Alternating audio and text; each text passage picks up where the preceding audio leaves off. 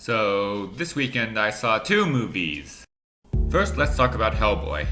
To prepare for this review, I watched the original Hellboy on Netflix, although unfortunately they didn't have the sequel, so I couldn't watch that at the time.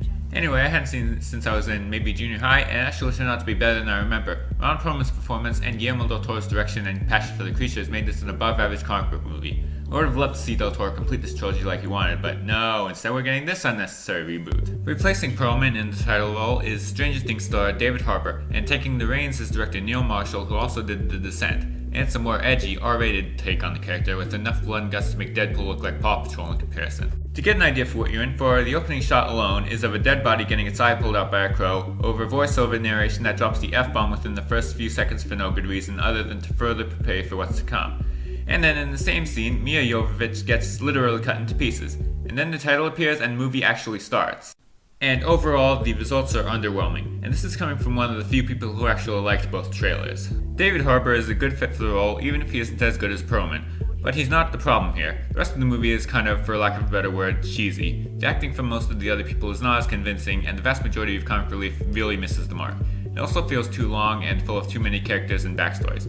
I mean, the story is easy to follow, but you're probably not going to remember all the backstories. That being said, it does have some cool action sequences and memorable monsters. It even has some good horror-type imagery in it. These images are placed firmly in such an action context that they can be appreciated, but not really so much that they can be too frightening for viewers who are easily scared. Anyway, the action sequences do at times stand out from the typical comic book movie with their extreme violence and heavy metal flavor. I think it's interesting in this time when the climax to so many of these movies are apocalyptic battles that destroy cities, that this movie not only doesn't shy away from the loss of life that would happen, but shows it in graphic detail. The monsters all look amazing thanks to great practical effects, but unfortunately some of the CGI looks pretty bad. Thankfully the CGI for the monsters looks decent, it's really more for a lot of the gore effects. There's this one scene where Mia Jovovich is talking with half of her face gone and an eyeball hanging out, and nothing about it looks convincing even for a second.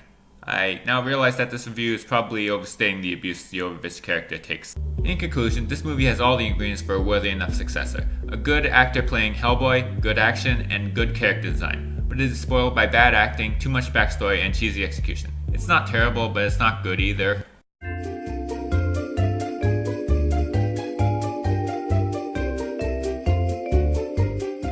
And now, on to the much better Shazam. I was hoping to review it last week along with Pet Sematary, but I was unable to see it then, so here you go now. From director David F. Sandberg, known for Lights Out and Annabelle creation, comes something that's pretty much as far away from those movies as you can possibly get. The DC Universe has officially shut off its dark and gritty nature with its most fun movie yet. While I did enjoy some of the dark movies and even appreciated those that I didn't enjoy as much, I think that this more escapist direction is what's best for them. Dark and gritty is great for many films, but I don't know if it could consistently work for an entire cinematic universe that people would want to visit a few times a year.